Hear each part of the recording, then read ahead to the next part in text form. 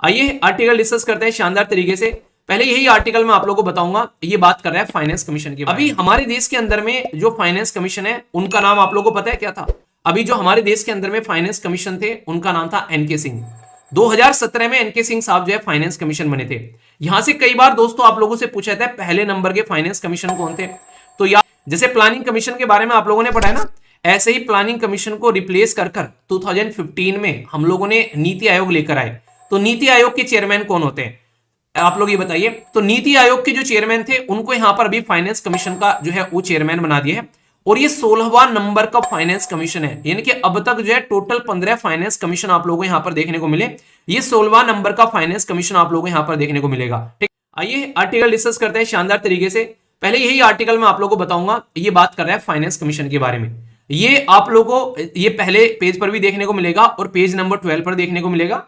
ये छोटा सा स्क्रीनशॉट तो पहले पेज पर था, और ये बड़े वाला स्क्रीनशॉट जो है ये आप लोगों को पेज नंबर 12 पर देखने को मिल रहा है। अभी हमारे देश के अंदर में जो फाइनेंस कमीशन है उनका नाम आप लोगों को पता है क्या था? अभी जो हमारे देश के अंदर में फाइनेंस कमीशन थे उनका नाम था एनके सिंह। 2017 में एनके सिंह साहब जो है फाइनेंस कमीशन बने थे।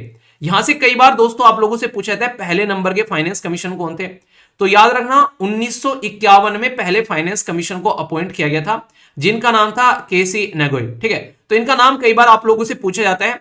1952 से लेके 1957 तक यहां पर देखने को मिले, और मैक्सिमम टाइम नॉर्मली अगर आप लोग चीजों को देखोगे, कई बार कुछ टाइम कम के लिए, कई बार कुछ ज्यादा के लिए। अभी जो फाइनेंस कमीशन है कोविड-19 की वजह से नॉर्मली 5 साल का होता है, पर लेकिन ये फाइनेंस कमीशन जो है 6 साल टिक गए यहां पर कोविड-19 की हरकतों की वजह से। ये सिचुएशन आप लोगों को देखने को मिली।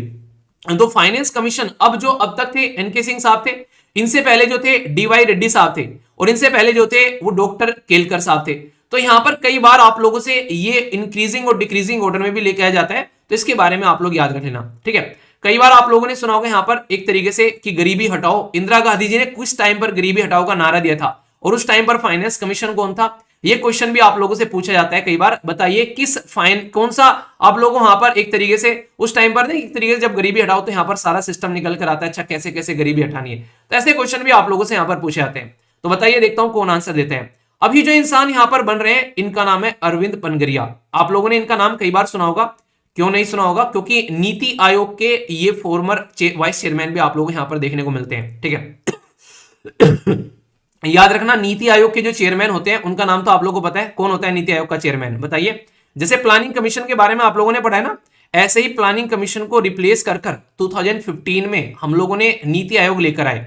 तो नीति आयोग के चेयरमैन कौन होते हैं आप लोग ये बताइए। तो नीति आयोग के जो चेयरमैन थे उनको यहां पर अभी फाइनेंस कमीशन का जो है वो चेयरमैन बना दिया है, और ये 16वां नंबर का फाइनेंस कमीशन है। यानी कि अब तक जो है टोटल 15 फाइनेंस कमीशन आप लोगों को यहां पर देखने को मिले, ये 16वां नंबर का फाइनेंस कमीशन आप लोगों को यहां पर देखने को मिलेगा। ठीक है, और जो प्लानिंग कमीशन थे उसके भी चेयरमैन हमारे देश के प्राइम मिनिस्टर हुआ करते थे, और जो यहां पर ये आप लोगों को देखने को मिलेगा बेसिकली नीति आयोग, इसके भी चेयरमैन हमारे देश के प्राइम मिनिस्टर देखने को मिलते हैं। तो इसीलिए जो ये पनगरिया साहब थे ये क्या थे यहां पर? ये वाइस चेयरमैन थे। क्यों? क्योंकि चेयरमैन तो प्राइम मिनिस्टर होते हैं। अभी मैं आप लोगों से बात कर रहा हूं प्लानिंग कमीशन के बारे में, नहीं फाइनेंस कमीशन के बारे में। याद रखना एक टाइम पर ऐसा था कि जो फाइनेंस कमीशन है उसके ऊपर क्वेश्चन मार्क लग गया था। क्यों? क्योंकि प्लानिंग कमीशन जो है उसको बहुत ज्यादा पावर दे दी गई थी। तो उस टाइम पर ये बोलते थे यार फाइनेंस कमीशन जो है वो तो एक संवैधानिक बॉडी है, इसके बारे में बाकायदा संविधान में लिखा हुआ है। कौन सा आर्टिकल है बताइए जरा? आर्टिकल कौन सा है? आर्टिकल है 280। तो 280 में संविधान के अंदर में बकायदा लिखा हुआ है फाइनेंस कमीशन के बारे में। तो ये कैसी होगी? ये एक तरीके की कॉन्स्टिट्यूशनल बॉडी होगी, यानी कि ये संवैधानिक बॉडी होगी आप लोगों की। पर लेकिन प्लानिंग कमीशन तो भाई साहब एक स्टैट्यूटरी बॉडी भी नहीं थी, यानी कि इसके लिए तो हम लोगों ने पार्लियामेंट में कोई लॉ भी पास नहीं किया था, और इसके बाद भी ये सारे के सारे मैटर का जो एक तरीके से पावर थी इसके हाथ में दे दी थी। इसी के चलते यहां पर बोलते थे कि फाइनेंस कमीशन से ज्यादा पावरफुल हम लोगों ने प्लानिंग कमीशन बना दी। तो कहीं ना कहीं कॉन्स्टिट्यूशनल बॉडी को हम लोग तवज्जो नहीं दे रहे हैं, और यहां पर एग्जीक्यूटिव बॉडी जो कि स्टैट्यूटरी भी नहीं है, जिसके लिए पार्लियामेंट में एक मन कानून पास करके भी नहीं बनाया गया, उसको आप लोग इतनी इज्जत दे रहे हो, ये बिल्कुल गलत बात है। तो ऐसे आप लोग यहां पर समझ सकते हैं। तो बहुत ही इंपॉर्टेंट है यहां पर, इसके बारे में याद रखिएगा। इसीलिए यहां पर पहले से कई बार बात बोली जाती थी कि प्लानिंग कमीशन को उसकी औकात में रखो, फाइनेंस कमीशन को लेकर चलो। ठीक है, और सबसे इंटरेस्टिंग क्वेश्चन तो एक इंटरव्यू में यह पूछा गया कि आपको पता है हमारे देश का संविधान जो है वो 26 जनवरी 1950 में इसको इंप्लीमेंट किया गया। ठीक है, और प्लानिंग कमीशन कब बनाया गया बताइए जरा, आप लोगों को पता चल जाएगा अभी 26 जनवरी 1950 में हमारा संविधान इंप्लीमेंट किया गया। तो यहां पर कई बार ये बोलते हैं भाई साहब, फिर यहां पर जो प्लानिंग कमीशन है उसको यहां पर क्यों इस तरीके से बनाया, यानी कि प्लानिंग कमीशन जो है उसको क्यों नहीं हम लोगों ने संविधान के अंदर में रखा। इसके पीछे पता है क्या है बेसिकली, इसके पीछे सीधा सीधा मतलब क्या है, इसके पीछे सीधा सीधा मतलब यह है कि चाह नहीं रहे थे कि प्लानिंग का मैटर जो है वो संविधान के अंदर में है, वरना कुछ भी चेंज करना पड़ता तो संविधान में चेंज करना पड़ता। तो इसके चलते वो बहुत ही टफ हो जाता प्लानिंग कमीशन अगर उसको कॉन्स्टिट्यूशनल बॉडी बना देते। तो इसीलिए यहां पर उसको कॉन्स्टिट्यूशनल बॉडी नहीं बनाया, ताकि जो गवर्नमेंट है जो भी उस टाइम पर पावर में हो, वो गवर्नमेंट अपने हिसाब से सारी की सारी चीजें जो है वो डिसाइड कर आगे लेकर चल सके। ये बहुत बड़ा रीजन था जो आप लोग यहां पर समझ सकते हैं। ठीक है, एग्जैक्टली मतलब संविधान इंप्लीमेंट किया गया, उसी के जस्ट बाद में प्लानिंग कमीशन बना दिया गया। तो कई बार तो इसलिए कहते हैं कि क्या गलती थी क्या प्लानिंग कमीशन को भाई साहब आप लोगों ने इसके अंदर नहीं डाला, तो क्या कोई गलती हो गई थी सरकार से? ये गलती नहीं होती, इसको सोची समझी साजिश बोलते हैं। ठीक है तो गलती नहीं होती है। ठीक है, तो ये आप लोग यहाँ पर समझ सकते हैं। ओके, जितने भी आप लोग लेक्चर देख लो एटलीस्ट फीडबैक दे देना, अपना प्यार दिखा दो। आज बम्पर, आज छप्पर फाड़ दो। देखता हूँ आज ना 10 के देखता हूँ, आज 10 के लाइक्स आते हैं क्या, मतलब फीडबैक आप लोगों का देखता हूँ, क्योंकि देखते तो लेक्चर बहुत सारे हैं, तो टारगेट है 10 के का। तो देखता हूँ आप लोग क्या इसको पहुंचा पाते हो। आज आप लोगों को ये टारगेट कंप्लीट करना है। ठीक है, और 12 लाख हमारे बेसिकली सिली फैमिली मेंबर में लोग जुड़े हुए हैं, तो इतना तो एक्सपेक्ट किया जा सकता है कि नहीं? तो पूरा इसको फीडबैक देना अपना अच्छे से, ताकि ज्यादा से ज्यादा लोगों तक पहुंचे। 10 के तक पहुंचाना है। आप देखता हूँ आज का टारगेट आप लोग अचीव कर पाते हैं कि नहीं कर पाते हैं। और डेली आप लोगों को टारगेट दिया करूंगा, और मॉर्निंग में एग्जैक्ट 7 बजे इसको स्टार्ट किया करेंगे वीडियो को, ताकि एक डिसिप्लिन वे में आप लोग चीजों को आगे लेकर चल सको, है कि नहीं? ठीक है, तो ये आप लोग देखेगा और फिर देखते हैं अच्छे से चीजों को लेके। अभी यहां पर कुछ बातें मैं आप लोगों को बता देता हूं। यहां पर जो फाइनेंस कमीशन है आप लोगों को पता है यहां पर 1951 में बनाया गया, आर्टिकल 280 के तहत में। जो फाइनेंस कमीशन है वो एक संवैधानिक बॉडी है, और उसको क्या काम दिया जाता है कि भाई साहब ये है सेंटर और ये हो गया स्टेट, इनके बीच में जो बंटवारा करना है पैसों का, यानी कि दो भाई हैं, एक है यूनियन और एक है स्टेट, इनके बीच में बंटवारा कर दो। तो बंटवारा इन्होंने टाइम टू टाइम किया भी है, और बंटवारा करने के लिए ये कुछ क्राइटेरिया भी अपने रखते हैं। तो पहले यहां पर जो बंटवारा हुआ करता था उसमें ये बकायदा बंटवारा कुछ कुछ ऐसे करते थे जो कि आप लोग यहां पर देखने को मिल रहे हैं। ये बोल देते हैं, अच्छा एक बात बता दूं मैं आप लोगों को, ये फाइनेंस कमीशन बनाने वाली भी सरकार है, ये फाइनेंस कमीशन रिकमेंडेशन देता है सरकार को, पर लेकिन इसकी कोई भी यहां पर गारंटी नहीं है कि सरकार जो है इसकी सारी की सारी रिकमेंडेशन मानेगी। ठीक है, तो यहां पर ये आप लोग बोल सकते हैं, पर मैक्सिमम मान ली जाती है। क्यों? क्योंकि सरकार के दायरे से बाहर जाकर काम नहीं करता भाई, सरकार के साथ ही मिलकर यहां पर काम करता है। ये बात आप लोग यहां पर बोल सकते हो। ठीक है, तो ये चीज आप लोग यहां पर याद रखिएगा। ये बहुत ही बेहतरीन क्वेश्चन था। हमारे देश के अंदर में आप लोग को नॉर्मली 2 तरीके की स्कीम देखने को मिलती है। एक को बोलते हैं यहां पर सेंट्रल सेक्टर स्कीम, ठीक है, यानी कि सेक्टर की स्कीम है। दूसरे को बोलते हैं सेंट्रल स्पॉन्सर्ड स्कीम, ठीक है।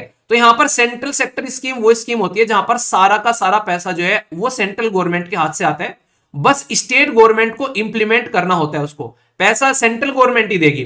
दूसरी होती है सेंट्रल स्पॉन्सर्ड स्कीम, उसमें क्या होता है, उसमें यहां पर सेंटर भी पैसा देता है और स्टेट भी पैसा देता है। कभी कभी तो बोलते हैं कि भाई साहब एक तरीके 60 और 40 का रख लेते हैं, कभी कभी बोलते हैं 50 और 50 का रख लेते हैं, ठीक है। नॉर्थ ईस्ट वाले या फिर जो स्पेशल कैटेगरी वाले हैं उनको 90 और 10 का रख लेते हैं, यानी कि आधा सेंटर देगा आधा स्टेट देगा, या फिर कुछ ज्यादा सेंटर देगा कम स्टेट देगा, ऐसे ऐसे क्राइटेरिया रहता है। पर लेकिन फिर भी इंप्लीमेंट करने का जो रेस्पॉन्सिबिलिटी है, जो जिम्मेदारी है, वो स्टेट गवर्नमेंट के ही कंट्रोल में रहती है। ये पॉइंट आप लोगों को यहां पर याद रखना है। इंप्लीमेंट उसको सेंट्रल गवर्नमेंट नहीं करती है, क्योंकि वो मशीनरी सारी स्टेट गवर्नमेंट के पास में देखने को मिलेगी। तो यहां पर क्या हुआ, जो हमारे देश के अंदर में 14th फाइनेंस कमीशन आए। 14th फाइनेंस कमीशन कौन थे, इसीलिए इनको याद रखना, बहुत बार क्वेश्चन पूछा जाता है। यहां पर ये डॉक्टर वाई रेड्डी साहब थे। इन्होंने क्या बोला, इन्होंने ये बोला कि यार जो पैसा सेंटर स्टेट के बीच में शेयर कर रहे हैं उसको आप लोग बढ़ाकर यहां पर 42% कर दो, यानी कि 10% एक्स्ट्रा पैसा दे दो। तो ये बात यहां पर बोली गई। जैसे ही इनके द्वारा ये बात यहां पर बोली गई कि 10% एक्स्ट्रा पैसे दे दो, तो इससे बहुत बड़ी दिक्कत यहां पर ये देखने को मिली कि यहां पर सेंट्रल गवर्नमेंट देने के लिए तैयार नहीं थी, पर फिर भी उन्होंने दे दिया। पर इसके पीछे दिक्कत क्या देखने को मिली, स्टेट गवर्नमेंट फिर भी खुश नहीं हुई। आप लोग बोलोगे क्यों, बताओ क्यों खुश नहीं हुई? मतलब तुमको इतना पैसा दे दिया 10%, मतलब सोच रहे हो ये परसेंट की बात चल रही है। अगर 1000 का 10% देखो, या फिर 10,000 का 10% देखो, या फिर 10 करोड़ का 10% देखो, तो उस तरीके से आप लोग इसको काउंट करो। तो 10% देने का मतलब समझ रहे हैं आप लोग, यहां पर जब 10% दिया गया तो स्टेट गवर्नमेंट क्यों खुश नहीं हुई? स्टेट गवर्नमेंट ये कह रही है कि तुमने यहां तो 10% दे दिया, तुमने इधर मेरे साथ में मोए मोए कर दिया। मतलब क्या हो गया? मतलब ये हो गया कि जो सेंट्रल सेक्टर स्कीम थी वो तुमने कम कर दी बिल्कुल, यहां पर जिसमें तुम पैसा दिया करते थे। अब तुम्हारा फोकस जो है वो सेंट्रल स्पॉन्सर्ड स्कीम पे आ गया, या फिर सेंट्रल स्पॉन्सर्ड स्कीम भी कम कर दी, तुम ये बोल रहे हो कि अब पैसा देने की क्या जरूरत है, तुम्हारे पास में ऑलरेडी पैसा दे दिया है। यानी कि कागजों में तो तुमने दिखा दिया कि तुमने पैसा दे दिया है, पर इन रियलिटी में पैसा वही आ रहा है जो पहले आ रहा था भाई साहब, उसमें कोई चेंज नहीं हुआ। तो ये बात आप लोग यहां पर समझ सकते हैं। तो इसलिए स्टेट गवर्नमेंट कह रही है कि सेंट्रल गवर्नमेंट ने हमारे साथ में मोए मोए कर दिया, ठीक है। तो ये हो गया मोए मोए यहां पर, क्योंकि यहां पर तो दिख गया, सबने रोला मचा दिया भाई साहब कितना पैसा दे दिया है यहां पर सेंट्रल गवर्नमेंट ने स्टेट गवर्नमेंट को, पर इन रियलिटी में स्टेट गवर्नमेंट के हाथ में पैसा गया ही नहीं, क्योंकि भाइयों ने स्कीम में कम कर दिया। तो ये चीजें आप लोग यहां पर समझ सकते हैं, ठीक है। तो यहां पर फिर 15 फाइनेंस कमीशन आए, उन्होंने क्या किया, इसमें से 1% और निकाल लिया। स्टेट कह रहे कि यार वैसे ही कम दे रहे थे, तुमने एक और निकाल लिया। इसके पीछे क्या रीजन था, तो मैंने आप लोगों को बताया था कि 2019 में हमारे देश के अंदर में आर्टिकल 370 के अंदर में चेंज किया गया सेंट्रल गवर्नमेंट के द्वारा, और उसने क्या किया, उसने स्टेट को चेंज कर कर यूनियन टेरिटरी में कन्वर्ट कर दिया, ठीक है। तो यहां पर केंद्र शासित प्रदेश बना दिया, और जब केंद्र शासित प्रदेश बन गया एक स्टेट, तो सीधा सीधा मतलब क्या हो गया, अब केंद्र सरकार जो है देखेगी इसका सारा खर्चा पानी, तो यहां से 1% निकालकर जो है वो जम्मू एंड कश्मीर के खाते में डाल दिया, ताकि यहां पर इस खर्चे पानी को देखा जा सके।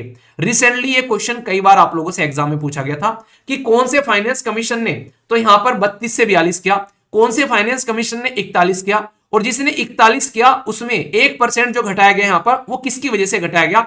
तो ये बहुत ही शानदार तरीका क्वेश्चन आप लोगों को यहां पर देखने को मिलता है, तो इसको लेकर आप लोग बिल्कुल आइडिया रखेगा, ठीक है। आज देखता हूं, ठंडी है, फर्स्ट डे है, कितना जोश है आप लोगों के अंदर, वो भी मंडे है। देखता हूं आज कितना आंकड़ा आप लोग क्रॉस करते हो, कितने लाइव आते हैं आज, देखने वाली बात है। शेयर कर दो आज सबके साथ में, फुल झंडे काटेंगे आज। कितने देखता हूं, कितने सारे आज यहाँ लाइव वीडियो देखेंगे, बाद में तो देख ही लेते हो, आज लाइव देखो, ठीक है, बैठ के। तो देखते हैं कितने आते हैं, टारगेट लगाते हैं, ठीक है। बताओ कितना टारगेट होना चाहिए। तो यहां पर इनका 42% से 1% कर दिया यहां पर, तो ये याद रखेगा। अब इंटरेस्टिंग चीज मैं आप लोगों को पढ़ाने वाला हूं, यहां से ध्यान रखिएगा। जब फाइनेंस कमीशन भाई साहब पैसे का शेयर करता है सेंटर और स्टेट के बीच में, तो एक बात आप लोग ध्यान रखना, उस टाइम पर यहां पर बहुत ही सारी चीजें देखी जाती है। उस राज्य का एरिया कैसा है, मतलब मैं आप लोगों को बता दूं, मान लीजिए यहां पर पैसा देना है किसी पर्टिकुलर स्टेट को, तो आज की डेट में उत्तर प्रदेश जो है आप लोगों को देखने को मिलेगा कैसा है, यहां पर पॉपुलेशन के पॉइंट ऑफ से सबसे बड़ा है। आप लोग राजस्थान को देखोगे तो एरिया के पॉइंट ऑफ से बड़ा देखने को मिलेगा, मध्य प्रदेश को देखोगे तो एरिया के पॉइंट ऑफ से भी है और पॉपुलेशन के पॉइंट ऑफ से भी ठीक ठीक है। तो अगर आज की डेट में सबसे बड़ी बात आप लोगों को यहां पर ही देखने को मिलती है कि जब हम लोग पैसे शेयरिंग के बारे में बात करते हैं, तो यहां पर भी फिर कंडीशन खराब होती हुई नजर आती है। वो कंडीशन क्या है, ये ध्यान से सुनना, क्योंकि जो पॉइंट सारे के सारे बता रहा हूं इस पे दुनिया भर के एडिटोरियल लिख चुके हैं और मैं आप लोगों से कई बार डिस्कस भी कर चुका हूं, तो इसलिए ये चीज आप लोगों के माइंड में बिल्कुल क्रिस्टल क्लियर होनी चाहिए, ठीक है। तो अभी मुद्दा क्या है, मुद्दा यहां पर यह है कि यहां पर ये बोलते हैं एक तो एरिया वाइज भाई साहब हम लोग क्या करेंगे, पैसा देंगे। वैसे क्राइटेरिया कई सारे हैं, एक नहीं है, एरिया हो गया, इनकम जो डिफरेंस हो गया, डेमोग्राफिक परफॉर्मेंस हो गया, टैक्स कैसा निकल कर आ रहा है वहां पर लेकिन दो चीजें बहुत इंपॉर्टेंट है यहां पर। नॉर्मली एरिया जैसे आप लोग देखोगे तो एरिया जो है वो फिक्स हो गया, किसी भी स्टेट का एरिया तो चेंज नहीं होगा, जिसको एरिया के बेसिस पर पैसा मिलना है वो उसी तरीके से मिलता रहेगा, इसमें कोई भी चेंज नहीं आने वाला है, तो इसको लेकर कोई टेंशन ही नहीं है। दूसरे नंबर पर आप लोग देखो जो टेंशन निकल कर आती है वो आती है यहां पर पॉपुलेशन के बेस पर। सबसे खतरनाक चीज, पॉपुलेशन के बेस पर अगर आप लोग पैसे का बंटवारा करोगे तो यहां पर यूपी और बिहार और वेस्ट बंगाल के खाते में सबसे ज्यादा पैसा जाएगा और ये पैसा बढ़ता ही चला जाएगा, क्योंकि हम पॉपुलेशन कंट्रोल करने रोकने के लिए बिल्कुल भी तैयार नहीं है। पर लेकिन तमिलनाडु कह रहे हैं भाई साहब हम तो पॉपुलेशन कंट्रोल कर चुके हैं, केरला कह रहा है हम भी पॉपुलेशन कंट्रोल कर चुके हैं, तो फिर भाई साहब हमको तो नुकसान हो रहा है पॉपुलेशन कंट्रोल करने का, क्योंकि तुम हमको कम पैसा दोगे, फाइनेंस कमीशन हमको कम पैसा देगा। तो ये दिक्कत यहां पर देखने को मिल रही थी। तो यानी कि पॉपुलेशन के बेस पर तुम पैसा कम यहां पर देते हो, हम अपनी पॉपुलेशन कंट्रोल कर रहे हैं एफर्ट लगाकर, स्कीम चला चलाकर, तो इससे तो हमको नुकसान हो रहा है। दूसरी इंपॉर्टेंट बात यहां पर एक और मुद्दा यहां पर आप लोगों को देखने को मिलता है, जो टैक्स में एफर्ट डालता है उसके बेसिस पर यहां पर पैसा मिलता है नॉर्मली। तो यहां पर टैक्स का कलेक्शन अगर देखोगे काफी लार्ज स्केल पर, जो साउथ इंडिया के जो राज्य हैं बिजनेस के पॉइंट ऑफ से काफी अच्छे से वो काम करते हैं, तो ये कहते हैं कि टैक्स के कलेक्शन में तो ज्यादा पैसा हम दे रहे हैं, ठीक है, पर लेकिन ऊपर अगर शेयरिंग में आप लोग देखोगे पॉपुलेशन के बेस पर तो पैसा हम लोगों को कम मिल रहा है। तो भाई साहब हमारा तो बिल्कुल एक तरीके से दोनों तरीके से मोए मोए यानी कि नुकसान हो रहा है, तो ये बिल्कुल गलत बात है, ये आप लोग सही नहीं कर रहे, हमारे साथ में सही नहीं खेल रहे यार, तो इस तरीके से आप लोगों को यहां पर नहीं करना चाहिए। तो ये बात बाकायदा यहां पर बोली जाती है और यही सेम बात आप लोगों को देखने को मिलेगी अभी आगे भी। आप लोगों को मैंने याद है सेंसस वाला आर्टिकल पढ़ाया था, जनगणना वाला, उसमें मैंने पढ़ाया था कि जैसे यहां पर जो सेंसस आता है 2021 का, यानी कि जब भी कंप्लीट होगा ये, उसके बाद में डीलिमिटेशन कमीशन आप लोगों को देखने को मिलेगा। ये डीलिमिटेशन कमीशन कब आएगा, ये आएगा भाई साहब 2026 में।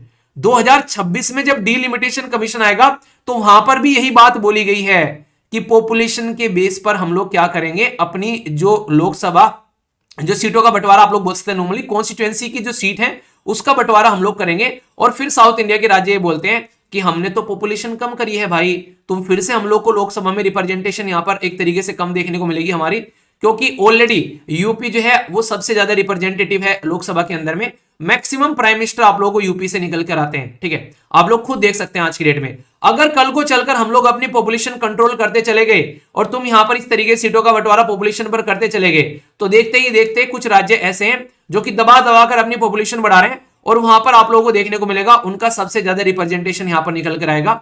तो ये गलत बात है। इसलिए कई सारे राज्य पॉपुलेशन पर फिर क्वेश्चन मार्क लगाते हैं, बोलते हैं कि हर एक राज्य को इक्वल रिप्रेजेंटेशन मिलनी चाहिए, जैसे यूनाइटेड स्टेट ऑफ अमेरिका में है। तो ये मुद्दा ही खत्म हो जाएगा। हर एक राज्य के पास में जब इक्वल पोस्ट आ जाएंगी, इक्वल बेसिकली यहां पर रिप्रेजेंटेशन आ जाएंगे, तो सारे के सारे राज्य की पावर जो है वो लोकसभा में इक्वल हो जाएगी। तो ये बात कई बार बोली जाती है, जो कि हमारे देश में अब तक भी इसके बारे में सोचा नहीं गया, क्योंकि यूनाइटेड स्टेट ऑफ अमेरिका में सिस्टम पूरा अलग है। वहां पर प्रेसिडेंशियल फॉर्म सिस्टम फॉलो किया जाता है और हम लोग पार्लियामेंट्री फॉर्म जो है वो सिस्टम फॉलो करते हैं। तो ये पॉपुलेशन के साथ में ऐसी चीजें हैं, मैंने सारी चीजें इकट्ठी कर आप लोगों को इसलिए बता दी क्योंकि इसके ऊपर आगे भी आर्टिकल आएंगे, फिर यहां पर लड़ाई आप लोगों को करते हुए दिखाए जाएंगे। तो एटलीस्ट आप लोगों को ये पता रहेगा कि हाँ भाई साहब हम लोग को ये पता है, ठीक है। तो ये आप लोग समझ सकते हैं। और सबसे बड़ी बात, जो अभी रिसेंटली फाइनेंस कमीशन आए थे, ठीक है, जो 15th फाइनेंस कमीशन थे, आप लोगों को पता है 2017 में जीएसटी का इंप्लीमेंटेशन होता, तो उसके बाद में पहला फाइनेंस कमीशन था 15th फाइनेंस कमीशन, जिसको और ज्यादा टाइम लगा बंटवारा करने में, क्योंकि जीएसटी हमारे देश के अंदर में इंप्लीमेंट हो गया था। तो यहां तक समझ में आ रहा है। आई होप कि आप लोगों के माइंड में क्लैरिटी आई होगी। अच्छा, आप में से कौन कौन सहमत है कि जो पॉपुलेशन का बेस है उसको खत्म कर पर जो यहाँ पर 50-50 मतलब एक तरीके से ना आप लोग बोल सकते हो कि हर एक राज्य को कुछ सीट दे देनी चाहिए पर्टिकुलर, कितने रिप्रेजेंटेटिव तुम्हारे यहां से निकल कर आएंगे। तो इसमें आप लोग की क्या राय है बताइए जरा, किस तरीके से इसको लेकर चला जा सकता है, आप लोग के माइंड में कोई आइडिया है तो बताइए, ठीक है।